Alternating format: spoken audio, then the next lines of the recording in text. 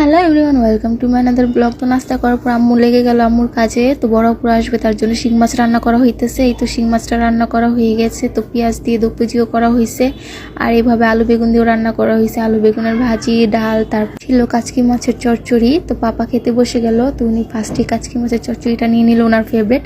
তারপরেই তো আমরাও খেতে বসে গেলাম। এখানে ফার্স্টে আমি ভাজি নিয়ে নিলাম। ভাজিটা খেতে খুবই ভালো ছিল, অনেক টেস্টি ছিল। তো ভাজিতে একটু খেয়ে নিলাম। তারপর চচ্চড়ি নিয়ে নিলাম। চচ্চড়িটাও খুবই মজার হয়েছিল, তো এটাও খুবই ভালো লাগলো। তারপরে একটু তরকারি নিয়ে নেব।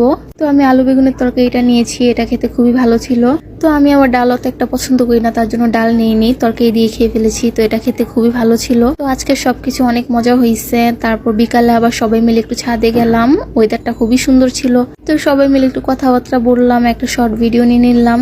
দেন দেখেন আজলান ও দাদার কোলে কিভাবে বসে আছে। তো সন্ধ্যার নাস্তায় আবার মুড়ি ভর্তা খাওয়ার আয়োজন হইতেছে। তো এখানে ভালো মতো পেঁয়াজ